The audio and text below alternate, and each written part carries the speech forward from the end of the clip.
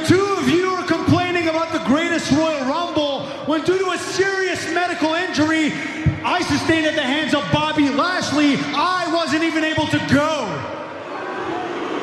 Yeah, that's right. I caught a very serious case of vertigo. But you know what? I'm feeling a lot better tonight. When it's time to begin, it's on the Rewind Around with John Pollock and waiting the 18. That makes sense that these things we see in the ring every week on TV. It's Rewind Around for Monday night, download it Tuesday morning from the Post Wrestling site. It's Rewind Around for Monday night on USA Now on the John and Wade Take the Mic. Hello and welcome to Rewind a Raw. I'm John Pollock along with Wei Ting, and thank you for listening tonight, everybody. Uh-huh. How are you? Good. Did you have a nice weekend? Oh, yeah. Of course I did. Did you make it to your big movie spoiler-free? Yes, I did. Wow. So Yeah. 10:50 p.m. on Saturday night, you sat down. I was so nervous. I mean, as I mentioned on some of our reviews over the weekend, I used muted words on Twitter to make sure that I didn't even any chance of like a retweet or any mention of a potential spoiler. I made sure I blocked. Colby Covington, he's on my perma block list. I never even followed the guy, but just to know his reputation, He's going to do this for every major movie. Exactly. I'm blocking him for a year in advance before next year's Infinity sequel. See, everyone talks about Colby Covington and what he has said about Brazilians and like if he were to go to the country, like would he be in danger? I would say if Colby Covington is going to get attacked by somebody violently, it's going to be a Star Wars fan or a Marvel fan. Oh yeah. I don't. I think that's the population he needs to be worried about. I mean, perhaps less so. But sure, yeah. I think it's.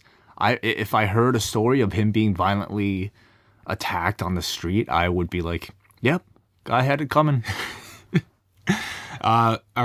Do you want to talk about this at the end of the show? We'll do it at the end because I know a lot of people are very paranoid, probably even right now, for people who haven't seen it. We're not going to talk about it. We will wait right until the end and we will give big warnings before we even discuss it. I don't even know if we should do a spoiler review. Maybe we should just do a non-spoiler review. Okay, we'll do non-spoiler review today. Or we could do a spoiler review. I don't know how to do a non-spoiler review. Like, how do I talk about what I thought about the movie without ruining it? Let's talk about it at the very end when we're done with feedback, when we're done with everything. Okay. Avengers Infinity War. You know, this weekend, I watched more movies this weekend than I've seen this entire year. By watching 3 movies. What have you seen? I watched Infinity War on Thursday.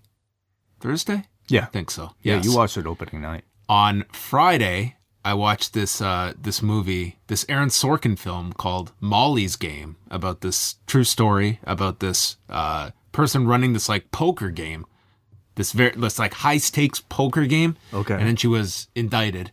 And then I watched, you know what I watched on Sunday? And I wasn't even planning to watch the whole thing.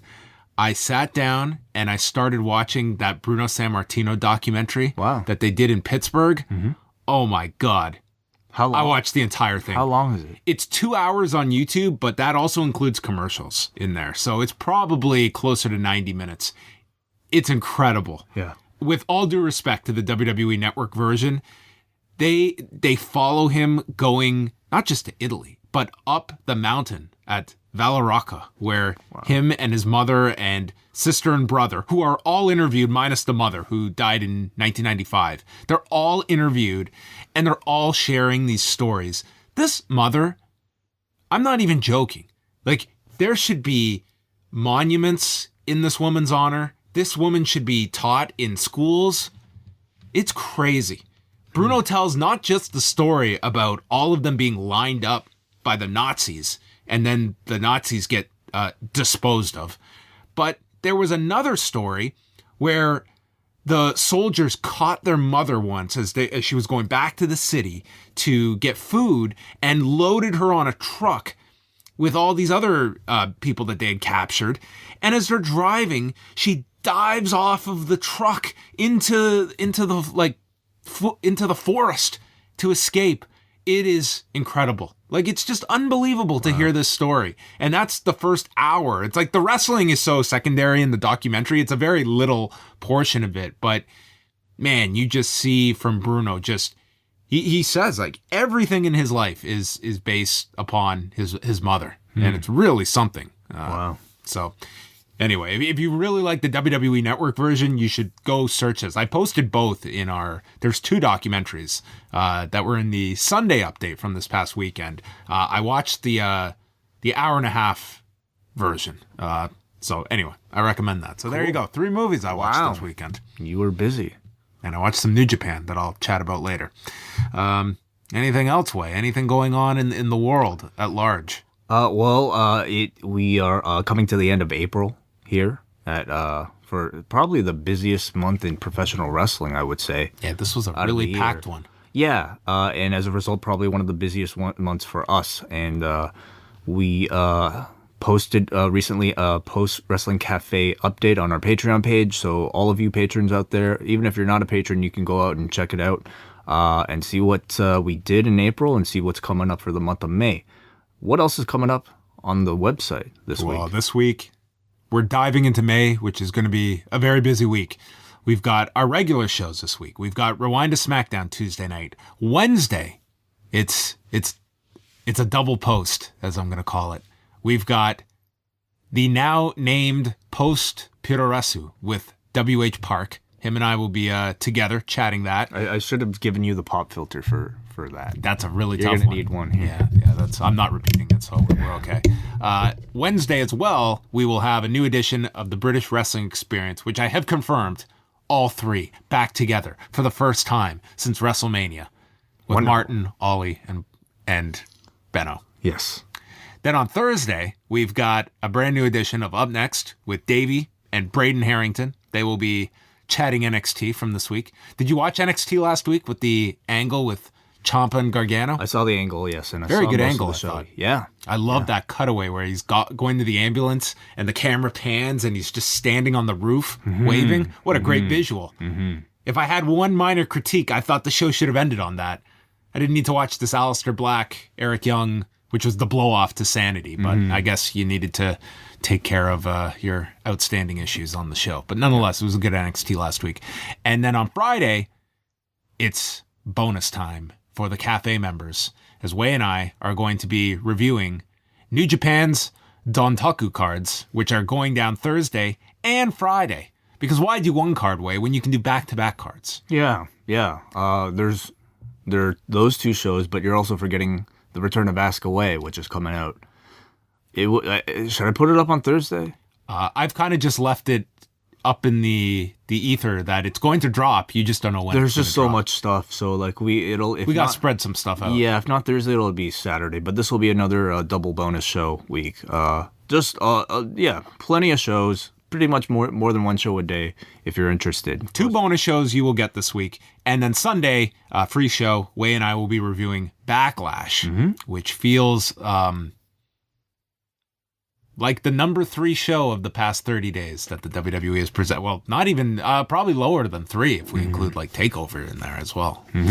So we are going to chat all about that. But first we will start off with Monday's episode of Raw, their first of 2 nights at the Bell Center in Montreal.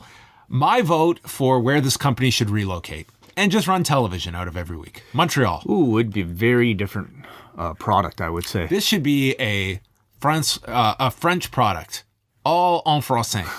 I think everyone should be learning French promos, and Pat LaPrade should replace Michael Cole. Yes. This is what this company needs to do. You want to get Roman Reigns over? He should be La Roman. Wow. With Jacques Rougeau coming out of retirement to assist him. Okay. What an awesome crowd. Oh, yeah. This put to shame the night after WrestleMania crowd. 10-8 round for Montreal.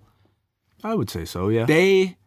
This opening segment felt like it was something out of the year 2000. It felt like the night after Backlash 2000. That's what it felt like. A hot crowd that made everyone feel hot, that if you had any arguments about the roles certain people are in, this was a Louisville slugger to the head to knock the sense into you. About just, like you had the biggest baby faces in the world meeting the biggest heels in the world. Mm-hmm. And somehow in this wild company, these roles are actually reversed and would lead to a stunning 6-man tag. But Roman Reigns came out. This man, hate is not even the level that this audience had for him. Just total contempt. We had a sign in the crowd that read, "Woman Reigns," substituting a R for a W. Oh, yeah. What was even more bizarre was that it was a woman holding this up that felt that the gender was the insult here. Well, maybe she's calling herself. Oh, that she is Woman Reigns. Maybe it was just a statement, Woman Reign. That'd be a Reigns. really hard name to say 5 times straight without saying Woman Reigns. Yeah, it's as tough as rewind a Raw. I'm still getting used to it. Yeah. Jonathan Coachman is back, and he commends Michael Cole and Corey Graves for, quote, "what you did over there."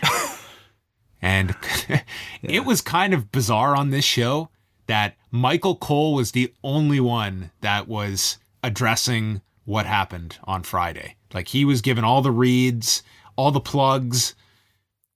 It just seemed very apparent to me that Michael Cole was the only person they wanted covering Friday. Did this feel like a strange... I don't know. I don't know what to make of Friday now. It just seemed that this show, it was almost as though they were promoting it in a very different way than you would maybe have expected. I thought they actually probably covered it more than I kind of expected in the sense that, like, when I came out of Friday just looking at that show like it was just a glorified house show. But the way it was presented on this show, I think they treated it with about like the importance that they typically treat their, pay-per-views with.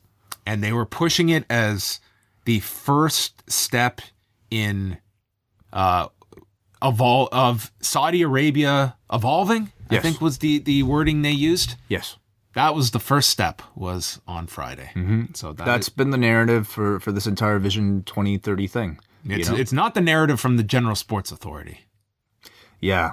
Well, Put out a pretty definitive statement to the contrary. surprisingly, that article wasn't as part of the highlight package that they displayed. They only had so much space. Yeah. They couldn't fit in all the publicity. So, I mean, for that highlight package, they showed articles from like ESPN and like Yahoo and basically all these major sources. But I'm assuming like a lot of those sources perhaps had their own critical articles.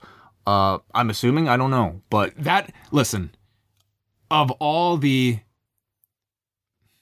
I don't want to use the word manipulative, but that video package where it was only crowd shots of children, women were the only ones interviewed, or families. There was one man, but he was with his family.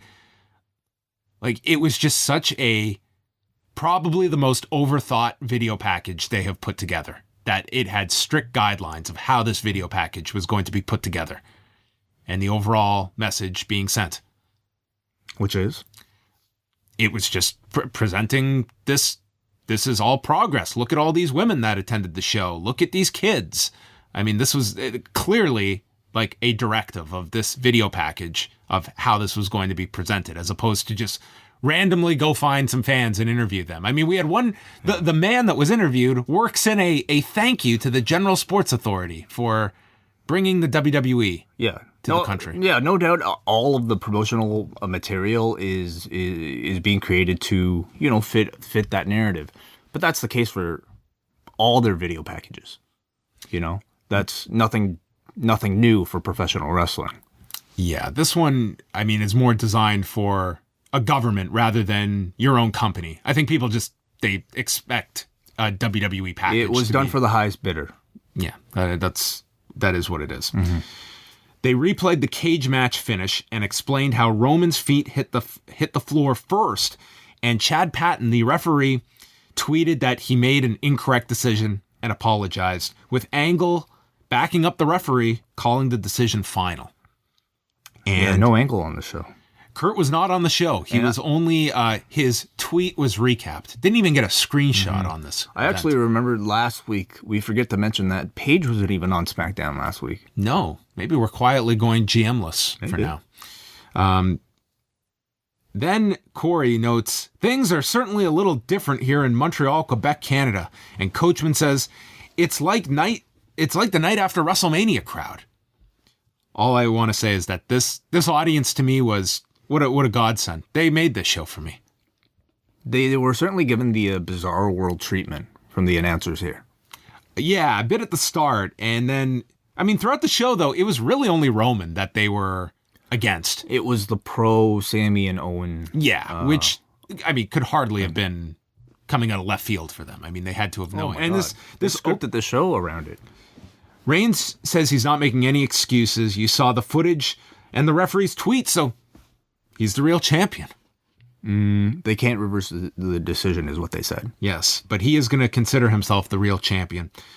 Big chance of Roman sucks. He says he's not the champion yet, but he's a man of his word, and he kept his word. He beat Brock Lesnar in that cage, and he's never going to lose faith in himself. And Brock isn't here tonight, so he's turning his attention to Samoa Joe, who, like clockwork, appeared on the screen to an enormous reaction. He said that Roman would lose to Lesnar, and he did lose, and he's going to put Roman's downward spiraling career to sleep at Backlash. This prompted Jinder Mahal to come out with Sunil Singh. And Jinder cannot stand someone that's making excuses, whereas he has a legitimate excuse because Jeff Hardy cheated, but he does not complain. He goes on about Roman. He's going to lose on Sunday, but tonight he's going to lose to Jinder. Mahal gets into the ring, and then Sami Zayn comes out. This reaction was deafening. What an ovation. Oh my God. I can't remember probably a reaction like this. For Sami Zayn? Or in general? I mean, I think you have to go back to some of the biggest Daniel Bryan reactions. Maybe. It sounded very loud. Maybe not since Sami Zayn's debut in Montreal. Right. And his shoulder stayed intact in this one. Yes. So that was good. It's just incredible. He immediately name drops Montreal, and then he speaks French. It's like this audience was just, I was surprised they weren't just throwing like $5 bills at him. Like this man was just catering to them, and they were so happy. Zayn says he was not allowed to go to the Greatest Royal Rumble due to a severe case of vertigo, which, if you go back and listen to how this audience reacted, it was like they paused and chuckled at this bullshit. And said, but I'm feeling a lot better now. Part of me is even surprised that they would even mention anything instead of just treating it like nothing ever happened and Sami Zayn just, he just missed his flight, for instance. He really gave this reason like the ultimate tongue-in-cheek delivery that everybody in this building knew. Yeah. And it's funny because Kevin Owens was all over Montreal media, and I wonder what kind of question Sami Zayn would have gotten if he was the one out doing media, which you would assume he would have been doing for these shows in Montreal, and they were probably glad he wasn't doing media because I could see him getting asked a lot of questions. I don't know how you could interview Sami Zayn on this Monday and that not dominate the conversation. That would be a situation where I think the WWE handler would double check with the interviewer to ensure that these questions weren't necessarily asked. I'd refuse the interview if they said that to me. I don't know how you could interview this guy after that and then not bring it up. Well, he himself, I'm sure, is told not to say too much about it. Well, these are the kinds of compromises you make when you're making decisions based on stuff like this. He says he's feeling a lot better now, and he's ready to go tonight. The whole crowd is chanting Sammy. This was big, but then Kevin Owens' music hits, and the place is shaking. It was like Austin in Backlash 2000. This was totally top babyface reaction in the Attitude Era kind of response. Like, this just felt like these were the hottest characters in wrestling. Do you, off the top of your head, do you know when was the last time they might have appeared in Montreal? The last time they did Raw in Montreal was 4 years ago, 2014. Was Kevin Owens a part of the No, roster? they wouldn't have been up at this point. So this was the first time? This is the first time that this is the first time they would have done TV because SmackDown hasn't been in Montreal for years. Right. So obviously Zayn has appeared as part of his debut in Montreal, but Oh, that's right. He debuted. Well, that would have been the last time they what were. about Kevin Owens though? Owens debuted 2015. It doesn't really matter. My point is, like, it's hard for me to remember an ovation this big for Kevin Owens or a Sami Zayn, or really for most of the roster. Right. Like, it was that loud. Yeah. Very memorable. So Sami Zayn's out there. Owens comes out. Michael Cole says that Kevin Owens grew up 30 minutes away. Coachman says it was 45 minutes away. Cole says, no, I checked with Owens and he said 30. This was enough that it forced me to go to Google Maps. 31-minute drive. To which some dick responded to me, said, yeah, but Kevin Owens is really fat, so his car would take longer. Oh, God. Just assholes. Depends on traffic, too, right? Yeah. What time of day. Coach has just become so annoying. Why even spend the time to argue about something I don't like know. that? I don't know at all. Owens spoke French. This place is going crazy. Mm-hmm. He knows that Sami Zayn can beat Roman Reigns, but he suggests that Owens faces Reigns. The whole crowd is chanting "we," and Owens translates. He says, that means yes. That means they like this idea. And Owens surveys the crowd, and then Owens attacks them. They jump him, and they all cheer when they're beating down Roman until Bobby Lashley runs down. Imagine being Bobby Lashley. This is your role. You're being booked as a babyface, and you're going to be the guy to go out and save Roman Reigns from the angry Canadians. All three of the Canadians, by the way. Yep. And this, to me, was my confirmation that Braun Strowman is your number one guy. Because even Montreal, even this guy coming to save Roman Reigns, they would not boo Braun Strowman. It's certainly, like, this episode served as a great test for Braun Strowman to see what he could withstand. Could he withstand being a babyface against the hometown antagonist? And the answer is a resounding yes. They cleared the ring of Owens, Zayn, Mahal, and the six-man tag was booked for later. And when we look at Roman Reigns, and forget his long-term booking, just the last 30 days, okay? From WrestleMania to the Joe promos running him down to this failure with the asterisk at the steel cage match.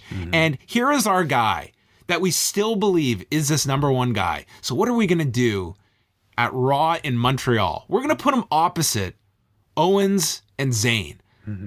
And it's just like, they're not doing him any favors either. Well, I question, for a town like Montreal, how much they were their intent is to get him cheered. I think they just, for towns like this, they accept the fact that Roman is going to get booed. So let's run with it. This is Bizarro World, so we'll let our baby faces get cheered and we'll let our heels. But this is the case everywhere. Yes. And it's only Montreal that they felt the desire to put him in this heel role, which even if you're arguing, well, it's Montreal, he's going to be hated. Like, they linked Braun with him to offset that. Why are you putting Braun in that position other than to augment the reaction for Roman Reigns? Like, they position them to the television audience as the baby faces in all of this. Well, I guess the other idea is, they are booking for the TV audience at large, or not necessarily just for Montreal. Yeah, somewhat, but, I mean, it was just a very strange, to me, handling of Roman Reigns, in that I don't know what they want out of Roman Reigns. What is the reaction you want out of this guy? I think they just want him to be the focal point of the show. They want him, at this moment at least, to be the guy that everybody is thinking about and talking about. I don't even think he's that. I mean, he was certainly a standout on this show for the amount of negative reaction he received, as he is often. I mean, you can argue whether or not that'll work. Certainly It's not working. Yeah, like to me, this guy should be off television for 3 months. We can go back to one of our shows probably from 3 years ago where we were having the exact same conversation. This thing is nothing new. They're pushing regardless. The difference is now, though, they have somebody in Braun Strowman who is a worthy replacement for him. Which I guess they've... Look at the response Seth Rollins got. Seth Rollins felt like a way more viable babyface to me on this show. Yeah, but Braun way more than Seth, though. Yeah, but I'm just saying that all this work, like this to me is just, listen, and I've been one that has looked at the Roman push and not been as critical as everyone, but this is a dead end. If you're asking for, a list of top 5 baby faces on this edition of Raw, yes, Roman would probably not be among them. Elias is in the ring. He is a gift and a special for the people to see him. The audience just loved him. And he asks the audience, who saw the greatest Royal Rumble? There was goddamn silence to this question. I'm kind of curious, actually. This felt like a very niche show. This audience, it just seemed like the vast majority knew of all the problems attached with Friday's show. In the instances where it was brought up.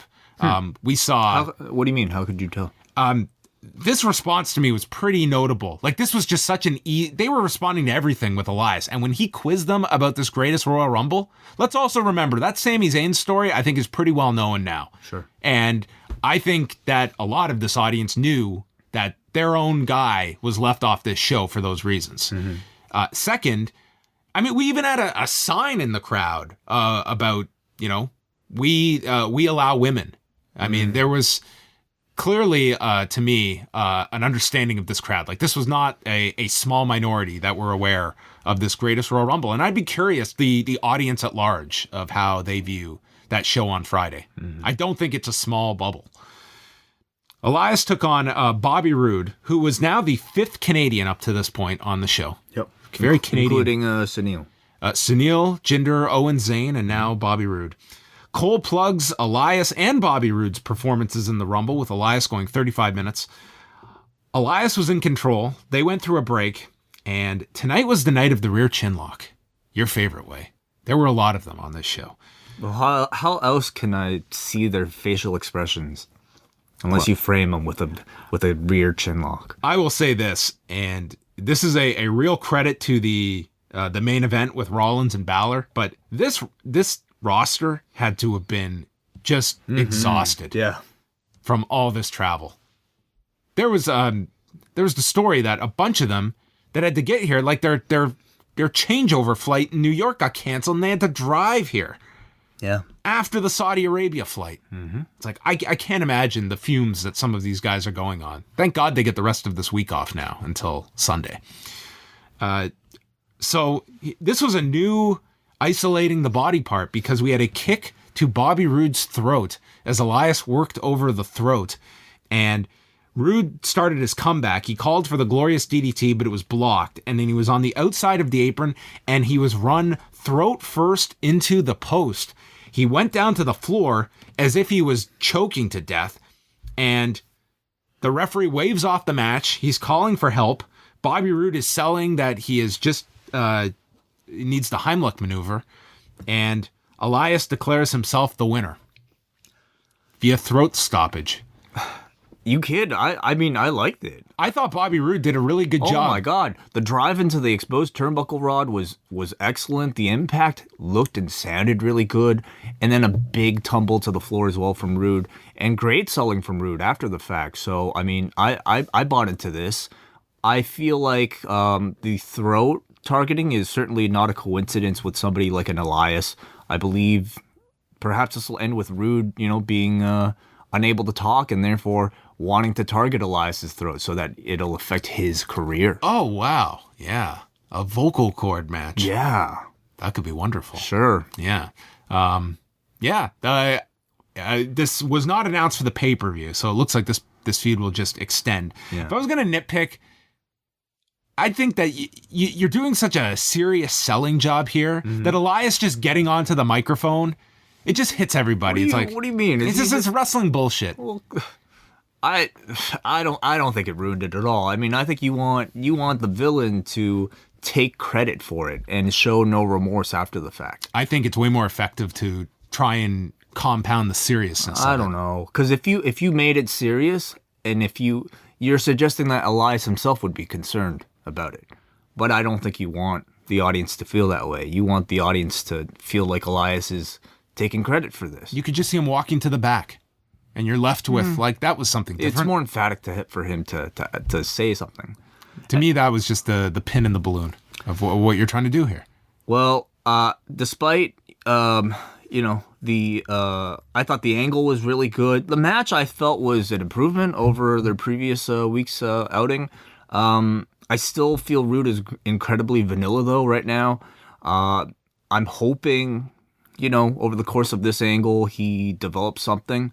But I did enjoy the angle. Next up was the Authors of Pain with our 6th Canadian in Akam, taking on Jean-Paul and Francois.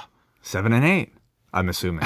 Yeah, we're assuming. Do we know who these two I don't know who these two are. They were interviewed in the back by Charlie with Jean-Paul, which I thought was a pretty terrible French accent that he was trying to put on. Oh, really? And I mean, Francois sounded a little more authentic, but I have no proof if these two are Quebecois. Could have fooled me. Like okay, if you're telling me I bought it, I certainly would buy a Finn Balor or a Seth Rollins speaking French as Je m'appelle. But Jean-Paul, I thought it was okay. It's kind of tough to think of names more generic for two French Canadians than Jean-Paul and Francois. So Amazing. I thought they nailed that pretty well. They got their own interview backstage, music coming out, and then they were murdered by the Authors of Pain with the Super Collider and Last Chapter, 1 minute and 4 seconds, also featuring Corey Graves putting over Canadian healthcare. Yeah, great, thanks. I would say I don't think this necessarily served to create that negative of a reaction for AOP because I don't really think Montreal felt that sympathetic for Francois or Jean-Paul here, their hometown baby faces. However, I thought it was really nice to see that they're giving AOP the squash match treatment. It's a formula that's worked pretty well for them in the past with guys like Braun Strowman and the Bludgeon Brothers. So I thought that was a positive. The promos, they yelled. They both do just the generic screaming wrestler promo, and I definitely feel like it's a case where they would be stronger with a manager, even if it's not Paul Ellering.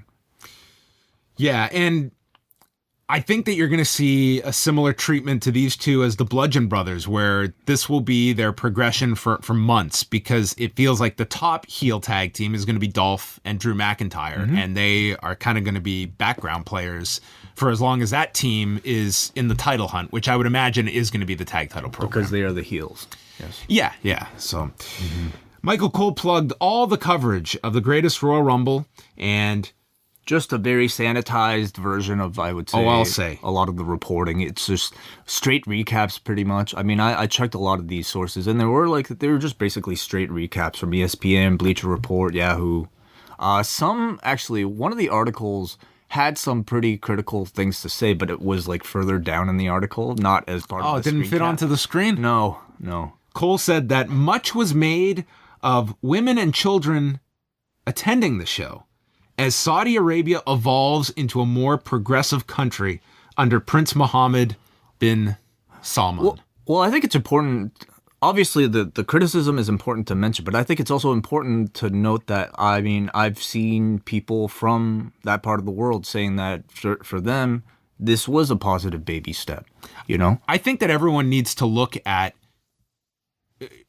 progress can be defined in many different ways. The progress Saudi Arabia is looking at is just the fact they're bringing this entertainment to their country. Whereas I think I look at progress as more equal rights, and that's not happening. And that's not something I think anyone should be expecting. That statement coming out was just an emphatic line in the sand of what they are bringing. They do not want what I think others are saying is one step forward. I mean, you mean in response to the ad that aired? The ad that aired on the Greatest Royal Rumble that featured women in the lip syncing promo. They put out a pretty harsh statement, I would say, about apologizing for this and stating they have dictated to WWE there are to be no female performers in any shape or form, and that is not going to change. Yeah. So, I still don't necessarily think it takes away from the idea that this was perhaps as minute as it was, perhaps still it was a positive step in that direction. Again, I don't feel qualified enough to say that. I'm just speaking for some of the people that I've heard from who are from that part of the world or more knowledgeable about that part of the world. You know, I just think people are naive to think that the WWE is going to enact that massive of a change to a country that is very set in its ways. And everyone knows what that is. Yeah. So that to me is it. I don't think that there should be this, like, if that is going to change, it's not going to be because of pressure from the WWE. The WWE is being paid money, and we do not want to hear of your opinions and what you think. We are paying you this to bring a sanitized version, in our view, of your product to our country a couple times a year, and that's it. And you're going to take this money, and you're going to promote us, and we're going to dictate what kind of show we want. And that's what it is. It's just, and to me, it's kind of laid out now. So you know what it is. Seth Rollins then comes out, and he was treated as a hero here in Montreal. I wasn't really surprised because I think Seth is, somebody that everybody, this audience, I would say, the audience that's representative of this bizarre world type of crowd, obviously would love. But I was surprised at how much they loved him. Like, for a guy who's not a hometown guy at all, a guy whose French I definitely think could use a bit of work. They gave this guy like a 2-minute, 3-minute long ovation. Yes, they were singing Olé. He's going over their travel schedule over the last month, which is insane. Yes. And this is with a European tour coming up in a couple of weeks' time. This crew has just been run to death over the last month.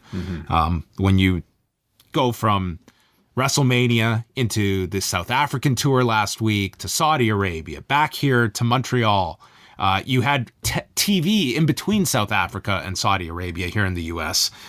It's insane. Like, this is one of the crazier traveling schedules in such a small amount of time for this company, at least in recent history.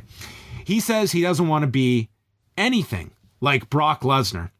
And this was after stating, "Merci beaucoup" for the audience and their reaction.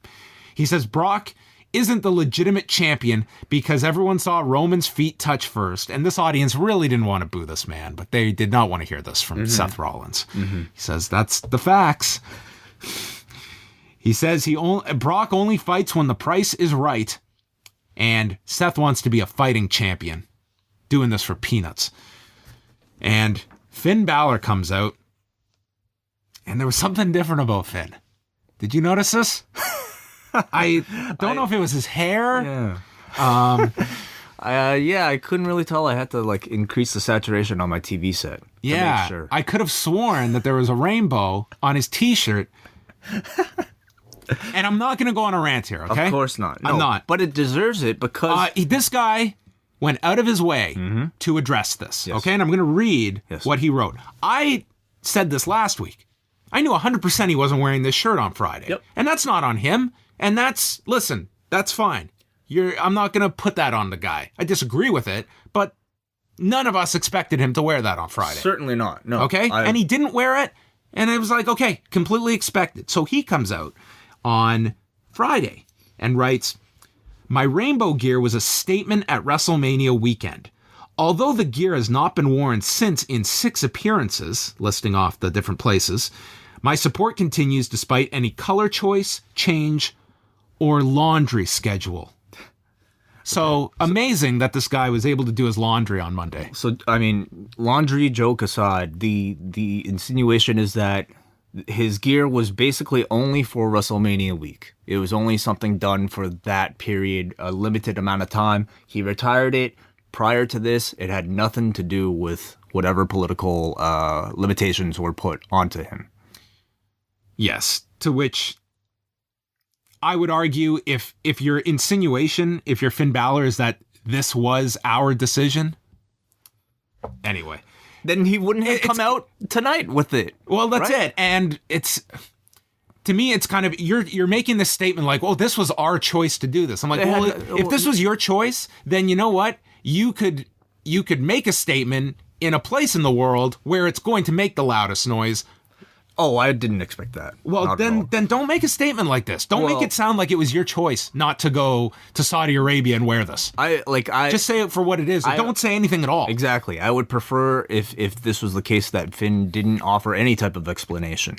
If he was just going to re-debut the shirt the next day. I mean, it's obvious then, why you retired the shirt for this particular week if you're going to continue with it afterwards. So why lie? It hurts your credibility. I'm sure he didn't, when he put that statement out, wasn't aware that he was going to be, he was probably told, you're wearing this tonight. We're going back to this. Maybe. I don't know. But to me, putting the statement out, it's like you only made yourself look bad in this whole thing. And you could have just said nothing. Everyone understands what the deal is of why you wouldn't be wearing that on Friday. So he interrupts and comes out and says, Je m'appelle Finn Balor. How is this?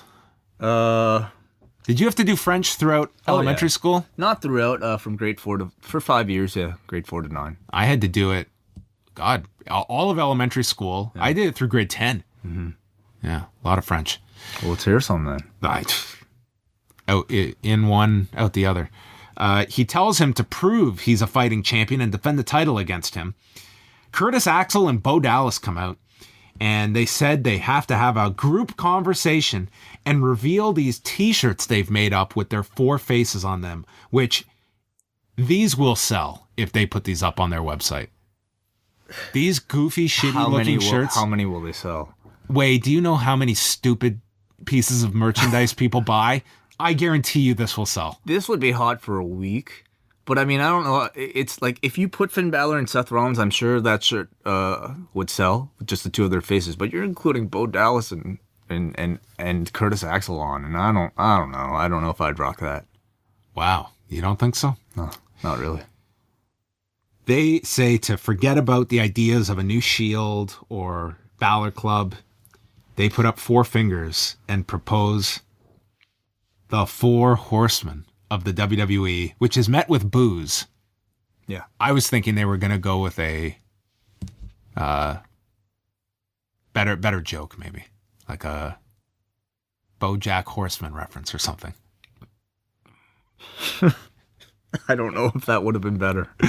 Oh, man. Rollins and Balor go to discuss this, and Rollins states that will be a hard no, and they attack them. And then Rollins is jumped from behind by Finn, and Finn lays out Rollins to set up our main event for later tonight. Oh, I love that. This was like maybe the first bit of heel edge we've seen from Finn Balor. I'm trying to think. Maybe his entire WWE run. Maybe he's going to come out and the big turn will be tearing his shirt off and say, Ooh. Balor Club is for me. That would work. That would be awesome. But when Finn Balor, here's the thing too, though. He did that, the GTR, Final Cut thing. Yeah. And then stands above Seth, gives his big grin. Yeah. And when he does something heelish, it makes that smile so much more effective because it ceases to become just this thing he does on Instagram. And now it's like a maniacal, evil grin. And it works so much better. So seeing something like this makes me really want to see Finn Balor complete heel turn. Yeah, that pose with the hands to his side, nothing more punchable than that image. Definitely.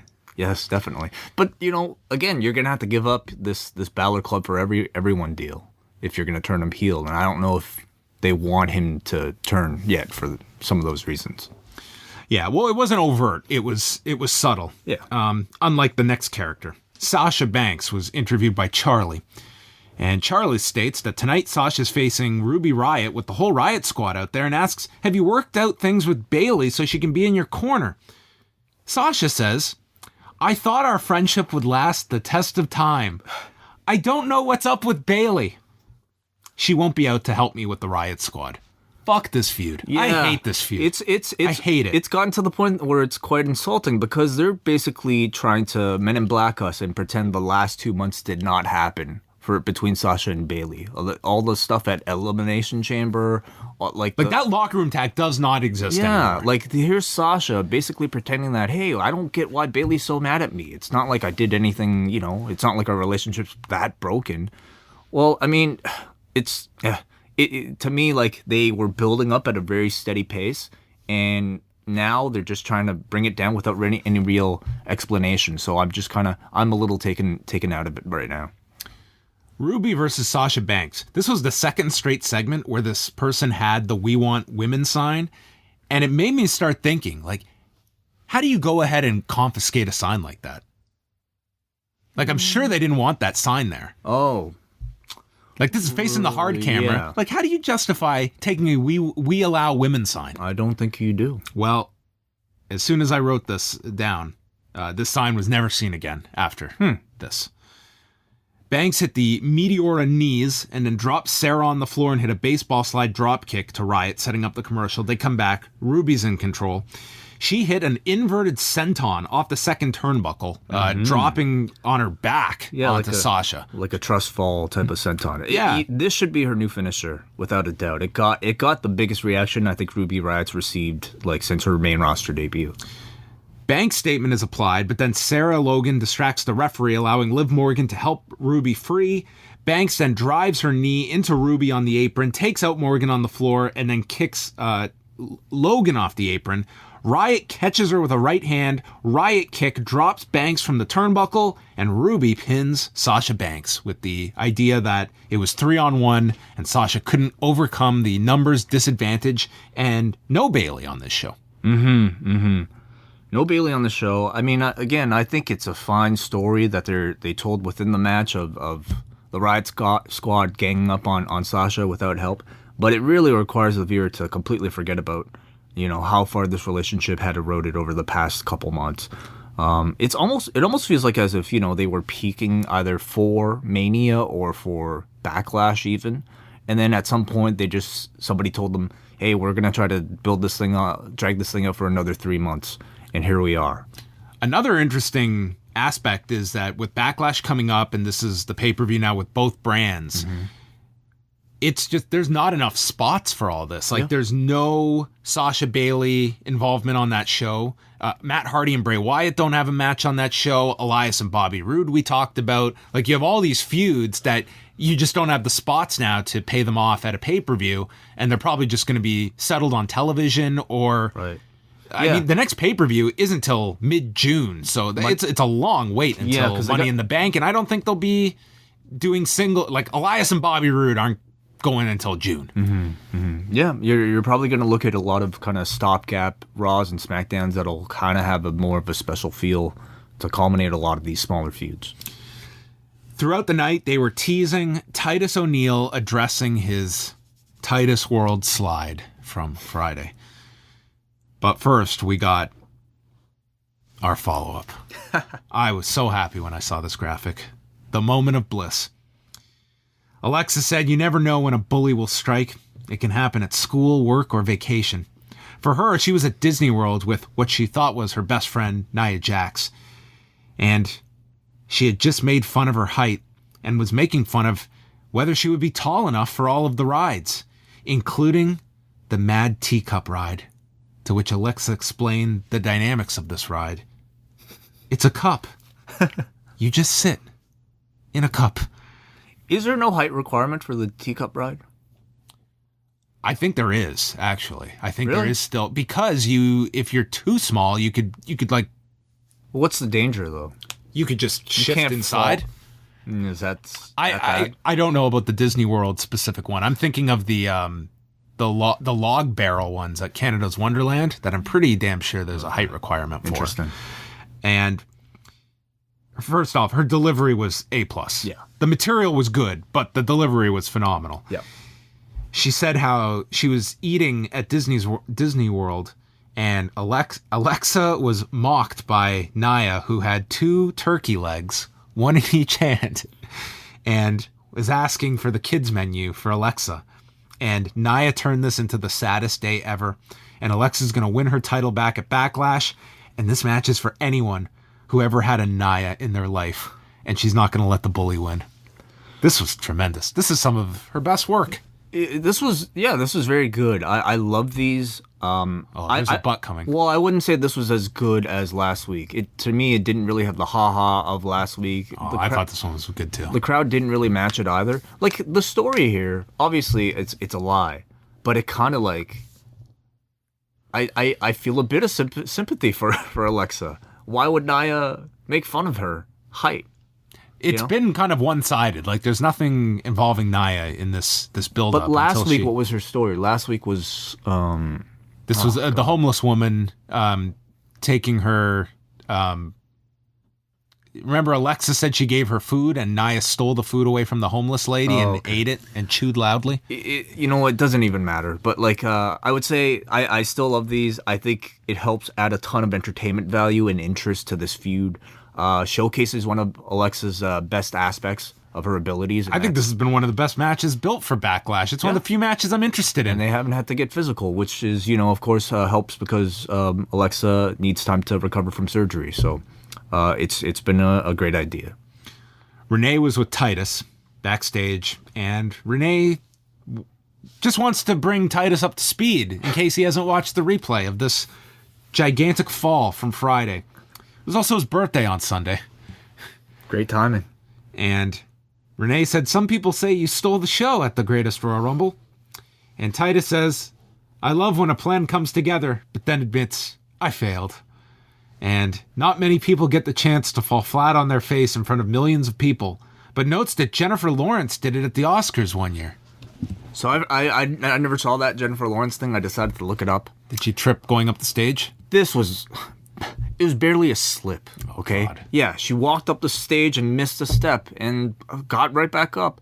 It was nothing compared to Titus O'Neil's fall, so I don't know why he would have brought this up as a point of comparison.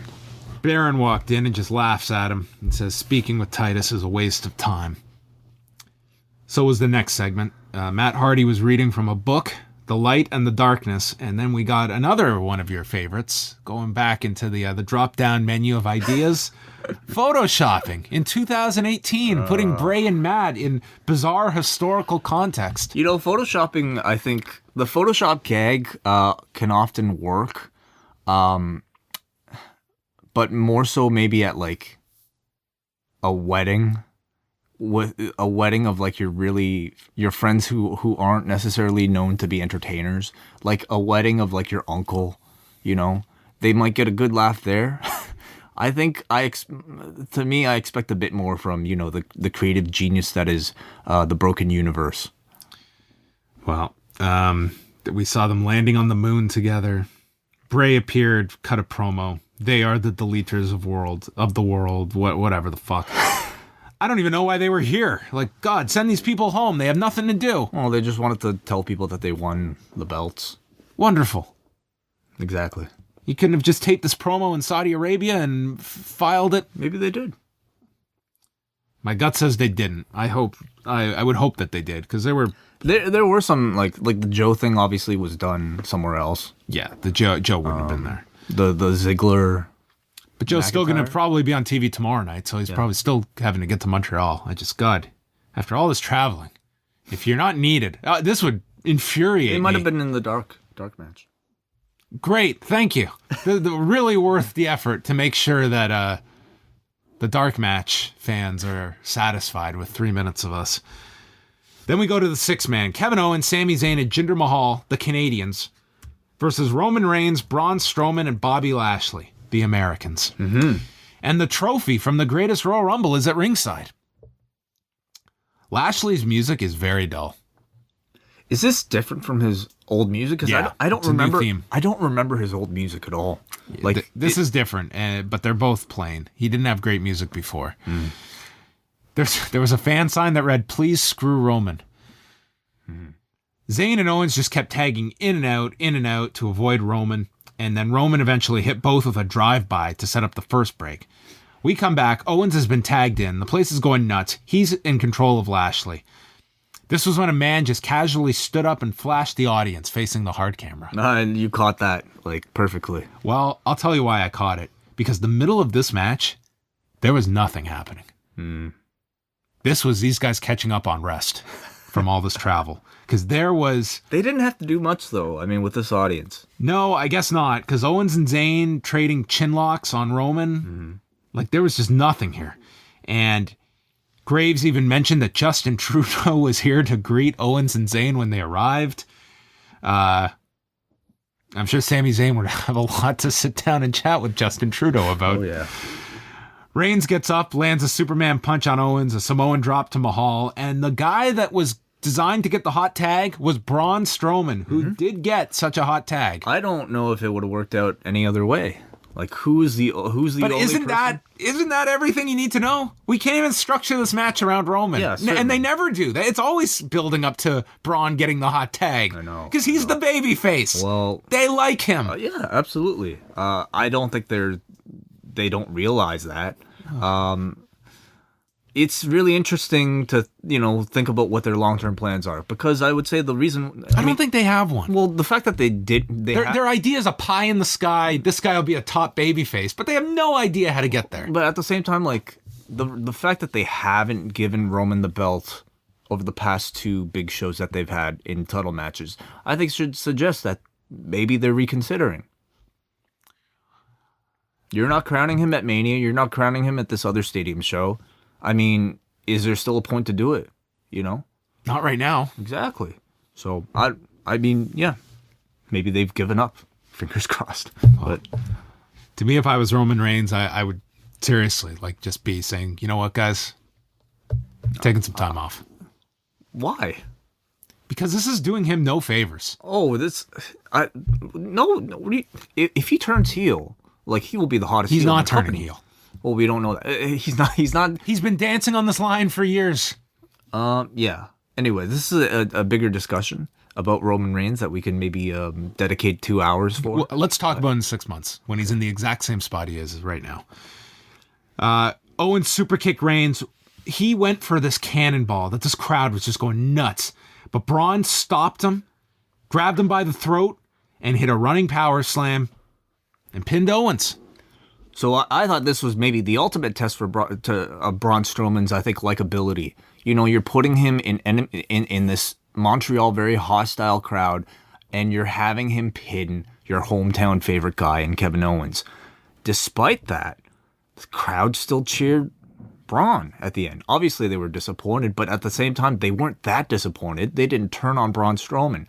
They were, I wouldn't say just as happy, but they didn't hate Braun Strowman for pinning their hometown guy. All right, this is where I think they did the opposite, in that this was just designed for this crowd to, I think, just have the air let out here. Because I don't think so. Okay, what did they do in the next segment? They announced a tag match for Backlash with Braun and Lashley versus Owens and Zayn. Yeah. After they beat them clean last week, pinned them clean here. Why do we need this tag match? God forbid Owens and Zayn get some heat in the city where it would be so easy Right. to just do something. At the very least, you could pin Jinder or do something. What is the impetus for this tag match on Sunday when they've been beaten clean 2 weeks running? That I don't know. It didn't build to this match in any way. You're suggesting that they decided the original plan for this match should have been Zayn and Owens somehow winning and getting the advantage to create a reason for At the match on least Sunday. give me something post-match. Do something to get some heat on them going into this match on Sunday. And in Montreal, of all places, you had to beat Kevin Owens. That detracts from your pay-per-view. Yeah. And you're pinning this guy in Montreal. I almost expect it now in your hometown that of course they'll do this. So I think there's that. But also on the babyface side, who do you pin? Who takes the loss? That was the bigger problem, is that you put 3 baby faces you don't want to beat here, which that's all in your match layout. Which, if that's what you're doing, I don't think it would have killed them to have Owens and Zayn cheat and they pin Lashley. Yeah, they could have done that. I just to build to this tag match. I don't know why this tag match is happening after we just saw this last week and the repeat here. It's even Owens taking the fall.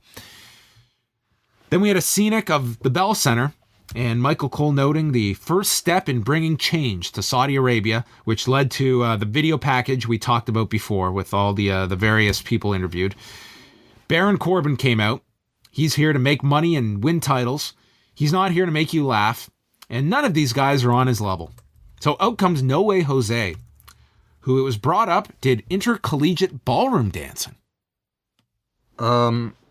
What? That's what I thought. Okay. I think it was Graves who asked if that was actually a thing. Might be. No Way Jose went to the top and missed a high cross and just crashed on the floor, and then was run shoulder first into the post. Titus Worldwide came out with the gag that Apollo and Dana were checking the ramp and wiping it down for Titus to come down to the ring. And then he climbed onto the apron and he slipped. There's nobody that can beat a horse more dead than the WWE. No. This was just so lame. I applaud them for capitalizing on the accident. I think, if you see the reaction online to this thing, really, it would have been stupid to just completely ignore it. I understand that. But doing it this way, it's not fun if the other person's in on the joke. It's only fun if some feelings get hurt. And when you're telling me that this guy is now, intentionally falling, you're a party pooper. I'm moving on.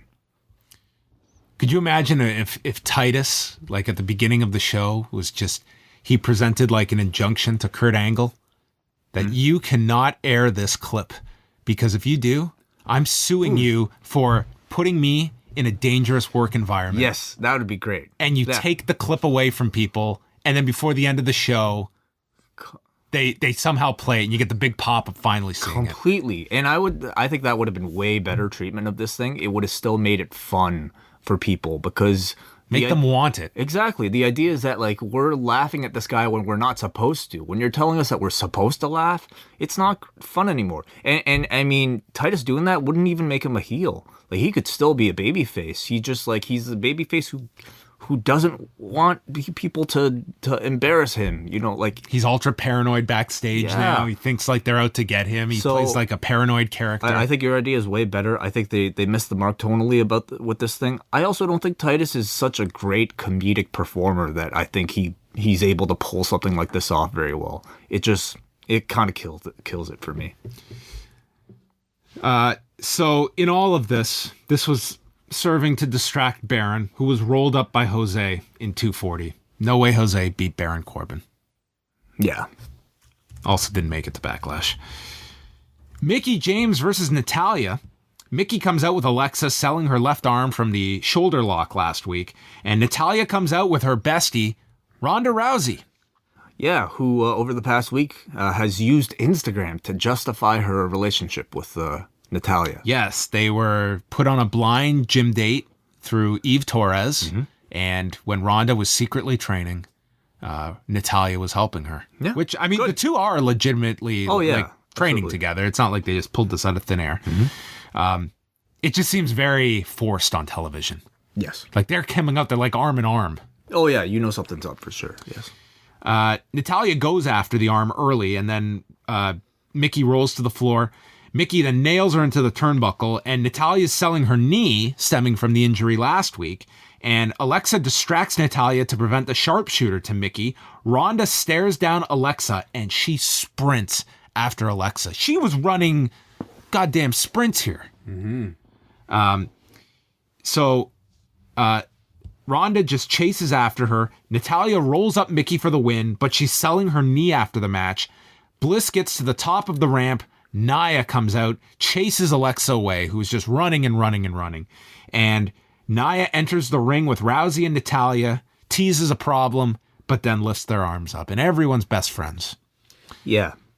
Were you surprised at all that nothing was set up for Ronda Rousey at Backlash? I was curious if because this show has nothing marquee-wise, that I thought maybe they're just going to fast track a Ronda match, which could headline the show. I mean, I was almost a little wary of Ronda just coming out here by Natty's side without her own entrance, because I feel even up until last week, Ronda still felt like a big deal. This was the first week where she felt like a woman on the roster. Exactly, just a sort of another person. Yeah.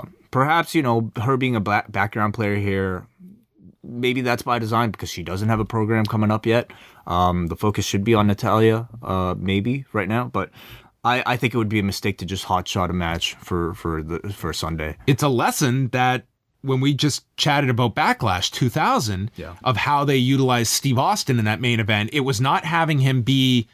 He was positioned as being in The Rock's corner, but they saved his appearance for in and out later in the match, so it was most impactful, and he felt like a star. Their exact worry was that him in the corner makes him feel secondary, and that's kind of what Ronda was put in here. You can't do that with Ronda right now, though. Like, you're trying to establish her as somebody who's not a part-timer, somebody who, is there every single week, even for your random bras like this, right? Last week worked out well. Yeah, how many weeks can you do that? I agree, though. Like, maybe... I'm just saying that you want to make this woman feel like a star, which you do for any other male, too. I would say they can only go so far with her regular appearances, getting special treatments, but certainly her matches should be reserved for special occasions.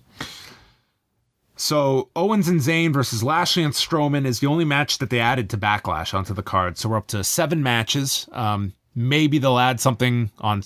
Maybe a match or 2 on SmackDown. We'll preview the show tomorrow, but I mean, it seems like such a throwaway show right now. There's nothing big on the show. Like, I'm sure the matches are going to be fine, but it just feels like an unimportant show on Sunday. Drew McIntyre and Dolph were in a storage closet together. They were...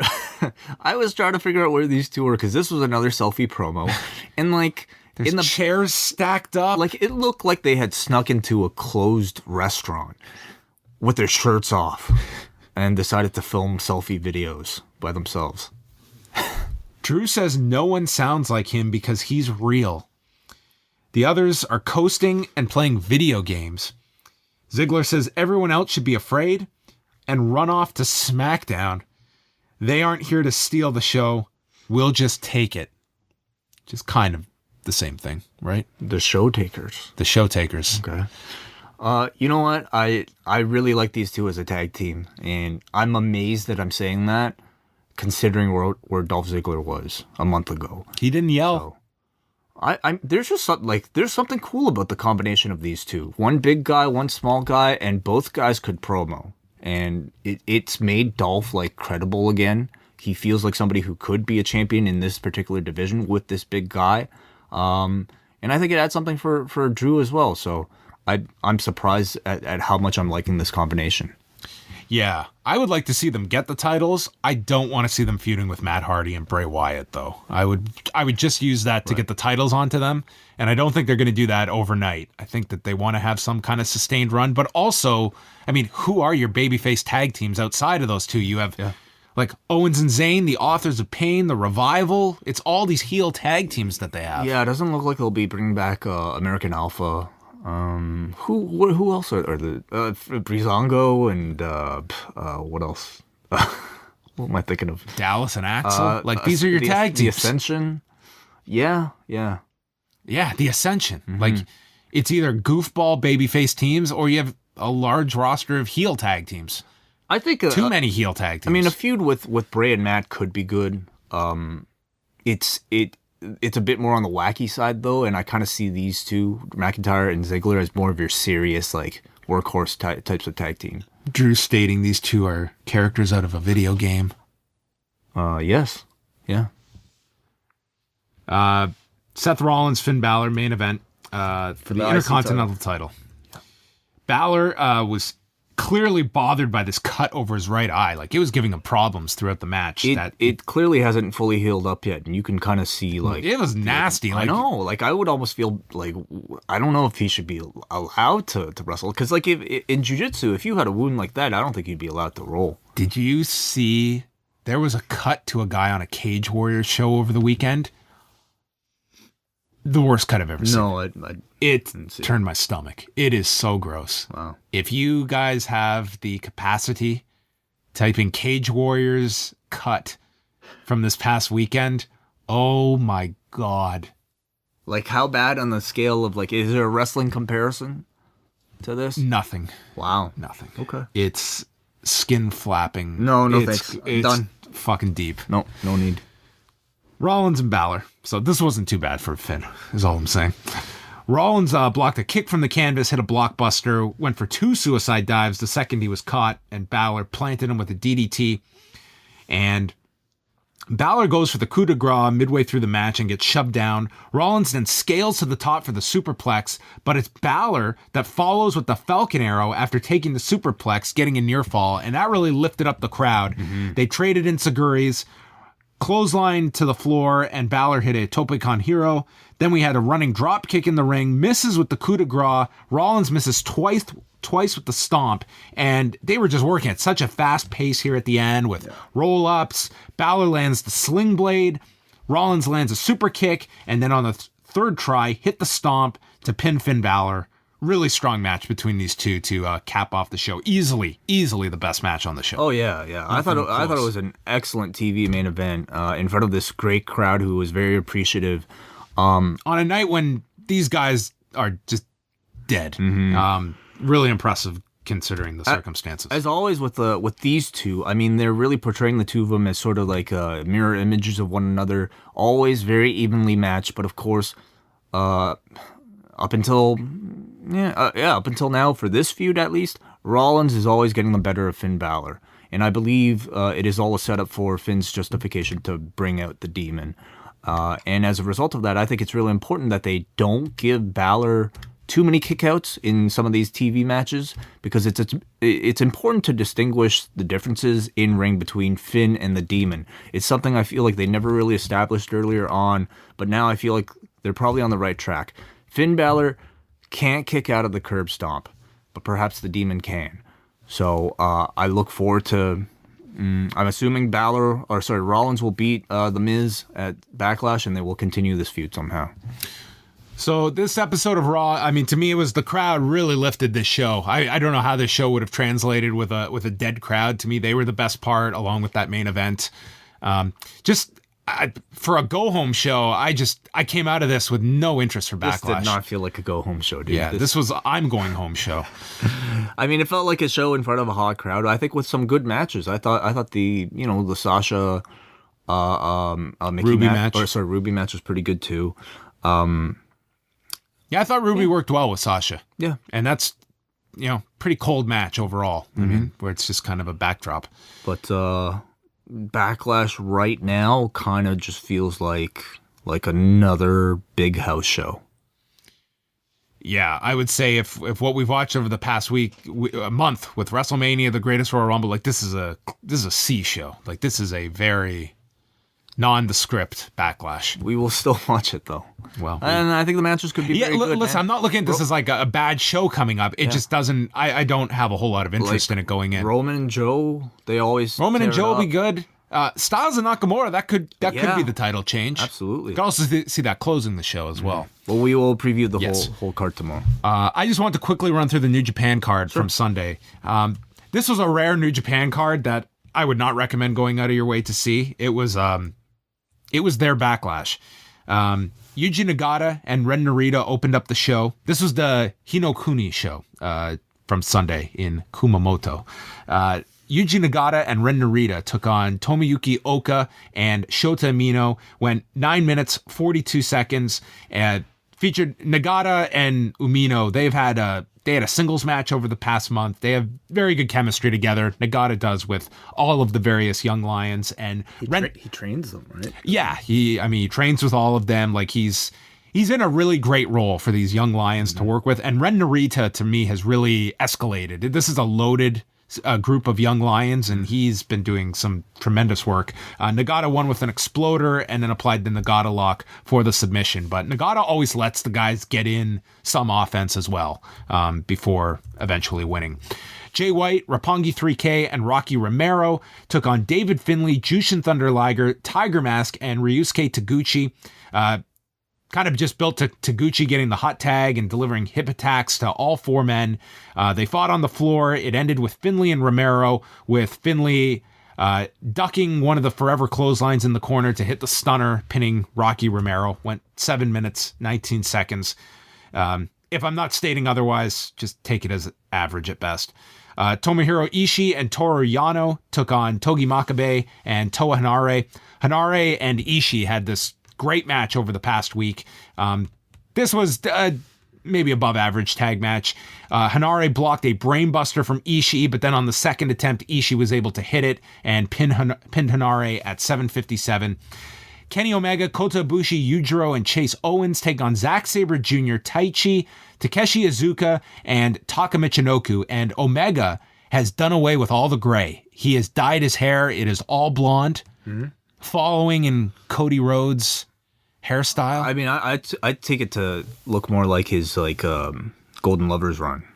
By the way, on Ring of Honor this past weekend, there's a promo with Cody and Brandy. Yeah. And Cody just cuts this promo and he's mocking like wrestling journalists and all the people that have called Dalton Castle's ROH title run a failure.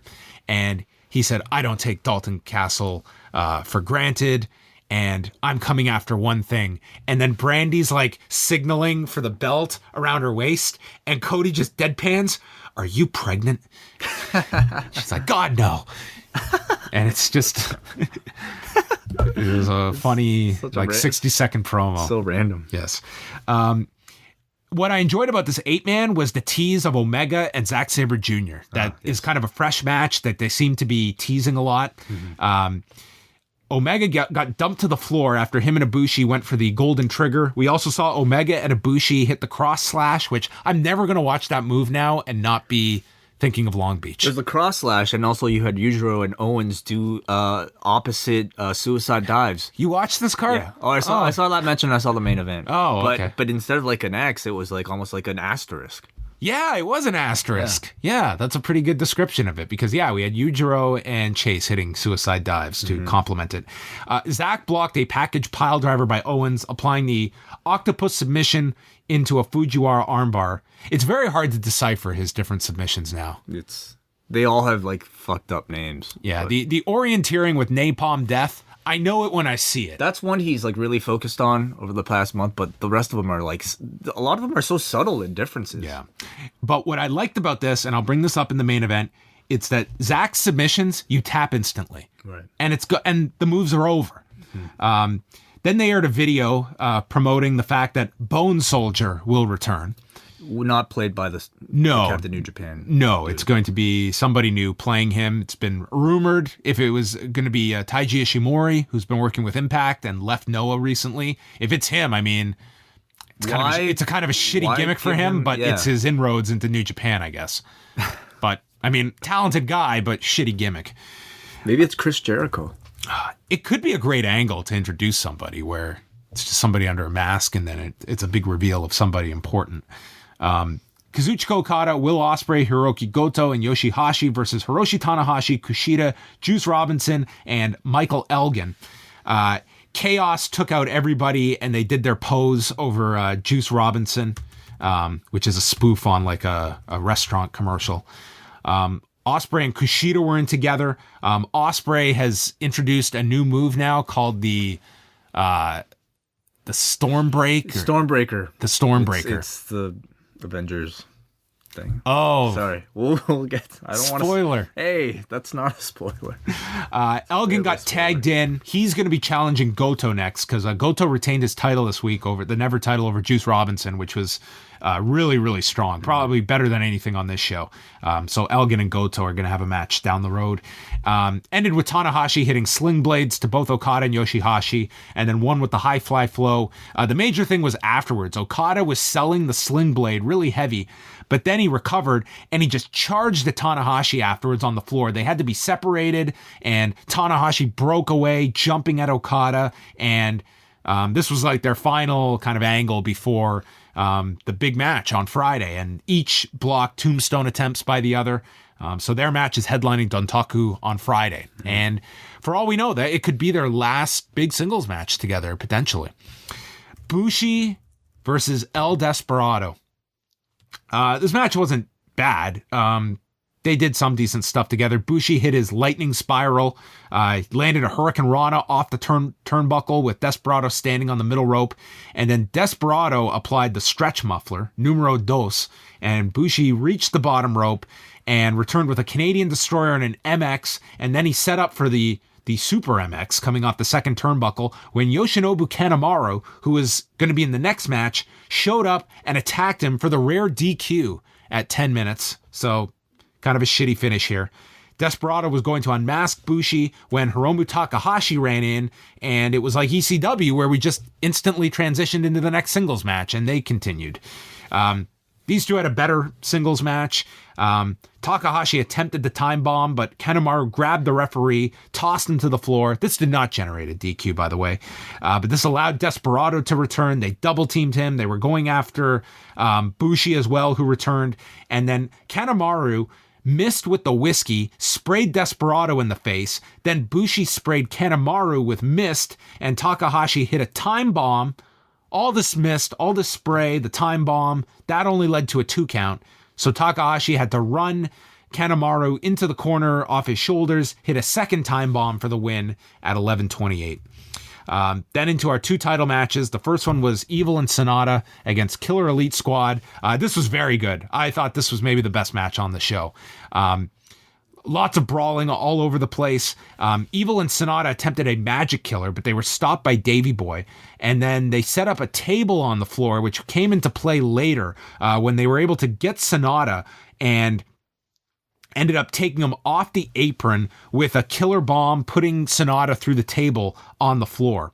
Archer yanked Red Shoes to the floor, breaking up a pin attempt later, and then Archer set up a chair in the corner, and Archer was the one who was thrown in. Evil took the chair, put it around Smith's neck, and hit it. Darkness falls, Smith kicked out, and then Sonata took out Archer on the floor, and Evil won with the Everything is Evil STO at 18 minutes. Really good tag match, I thought, between these two teams. And then the main event for the Intercontinental title was Minoru Suzuki and Tetsuya Naito. Very hot crowd for Naito right as the bell began.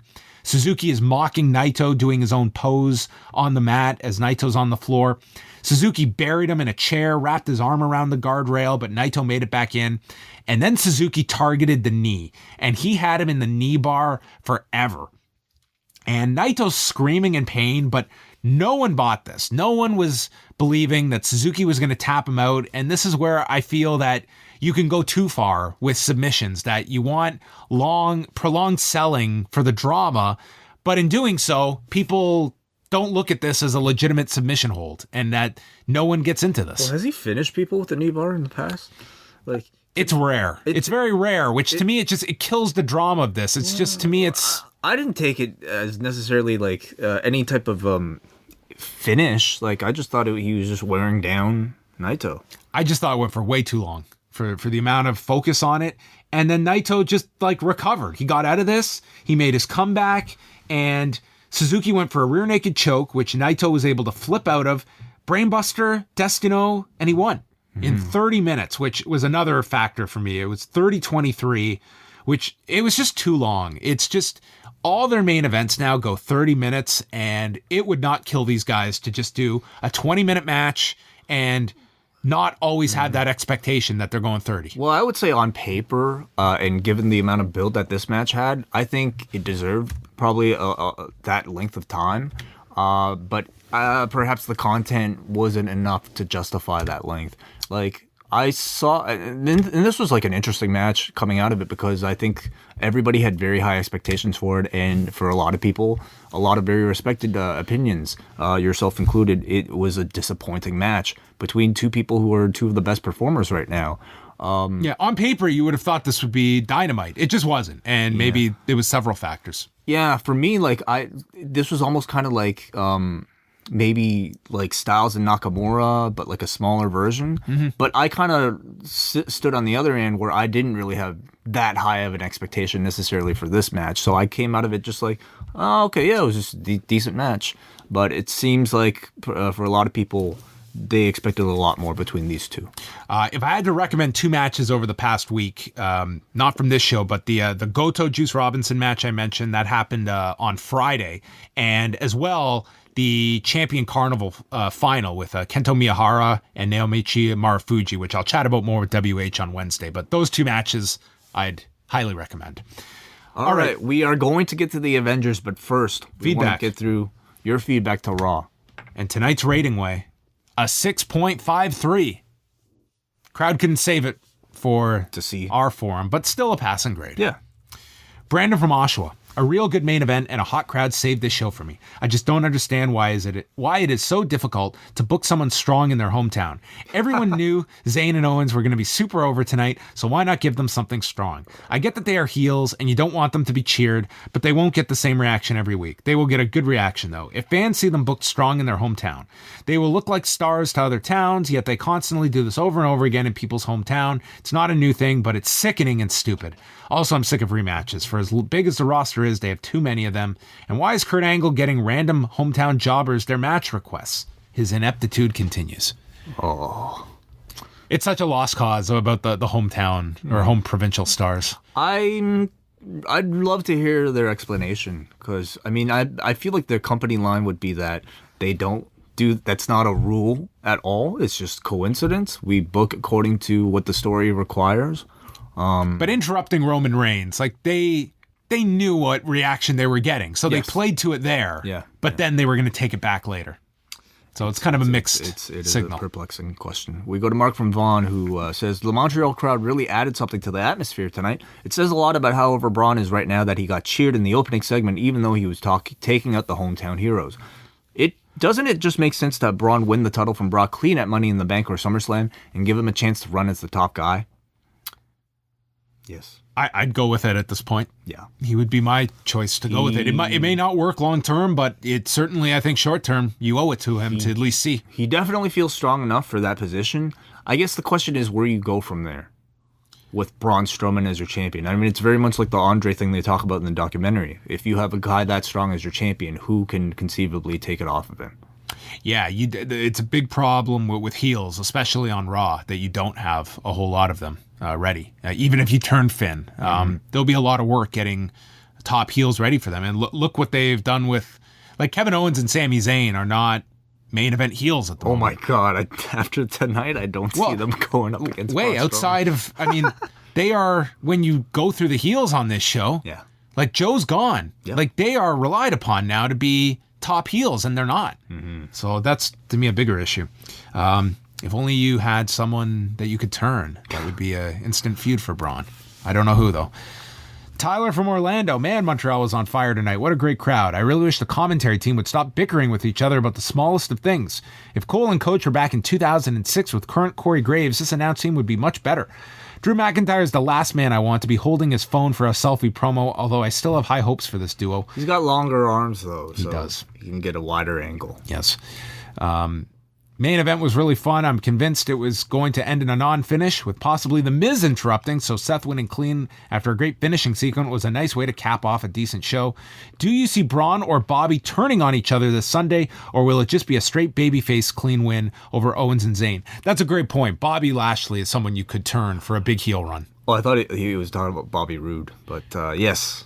Lashley would be the guy to turn. If you're true. you're going to be indecisive with Roman, Bobby should be the guy. But in a perfect world, I'd like to kind of establish Bobby first as having some connection with Braun, so the turn has an impact to it, but time isn't really on their side either. Yeah. I think Lashley could do pretty well. And I'd maybe save the turn for when Braun is champion. Yeah. Like, why turn him now and do this feud when it's not for the title?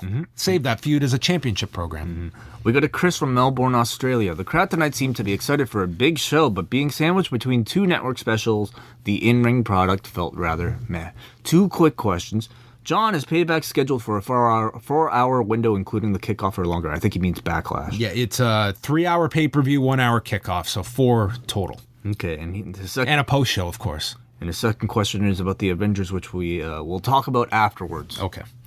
Jay from Colorado. Lately, I've been thinking about how crowd behavior can affect the overall watchability of a WWE show. With that being said, what an amazing contrast tonight was to Friday's greatest Royal Rumble show. The matches weren't anything notable, but the energy of the crowd is what kept me into it. This wasn't the best Raw by any means, but a few good matches. The Hardy Wyatt sketch, I love how that made it into the highlights.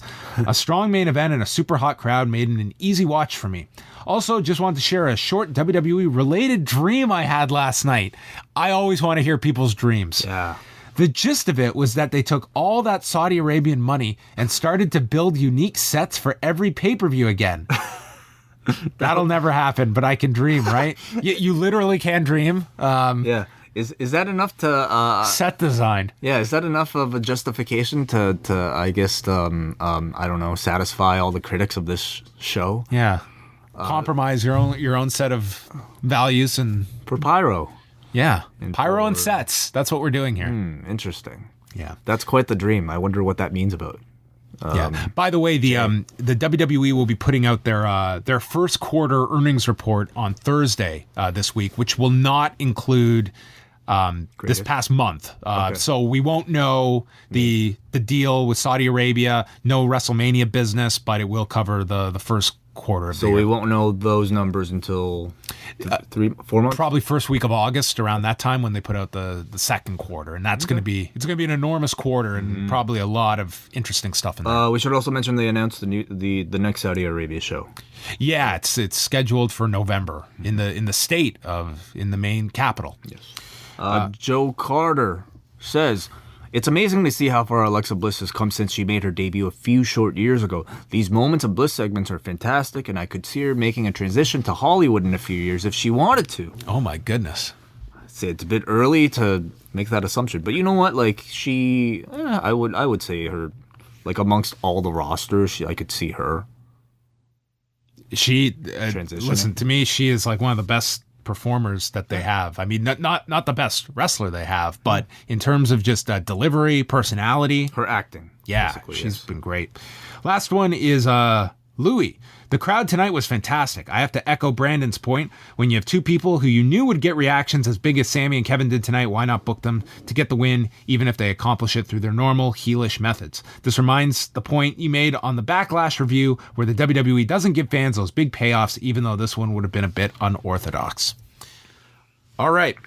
So, if you have not seen Avengers, Stop Infinity it right War- now. If I get one complaint about what we've talked about, I'm not just muting you, I'm blocking you. Okay? So if you complain about what is said after this mark of the podcast, I'll know you didn't listen to this warning. You will be blocked. I might report you to Twitter, and Way is going to DM you I will, every day. I will Awful jokes. I will hit you in the head with a block. Oh my if you God. complain. He will violently attack you. Okay?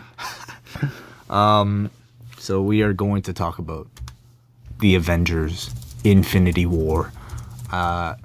I went and saw it over the past weekend. John went and saw it on opening night. Thursday. Yeah. Yes. So tell me about your, how much of the Marvel Cinematic Universe had you followed up until this point? Okay, well, I got ready for this movie by arriving to the movie 30 minutes beforehand where my friends were, and I asked them, get me up to speed on the last two movies. What have you seen?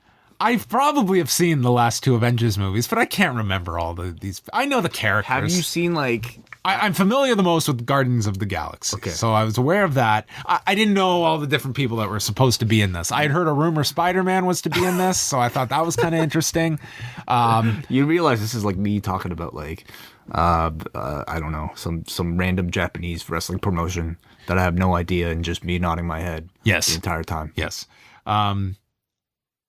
No, I knew like the. All right, the- you knew enough. I knew the basics. You don't need to know that much. Basically, Listen, that's one thing. I don't think you need to know and have watched the last two to understand this. It's very simple. a bunch of superheroes are going to chase after these magical rocks that are scattered throughout the universe. Or actually, really, it's just a villain that's going after them, and the heroes are trying to stop him. One of the best villains I think that's been presented in a movie in recent memory. Your overall thoughts on the movie? I loved it. I thought it was so great. I was so excited afterwards to find out that there is another Infinity War movie coming out next year. You thought this was the end? No, I knew that there was another one. I didn't realize it was coming out so soon, though. Oh yeah, it's out next May. They're already done filming. They're done. Yeah. I loved it, man. I'm somebody who follows the MCU.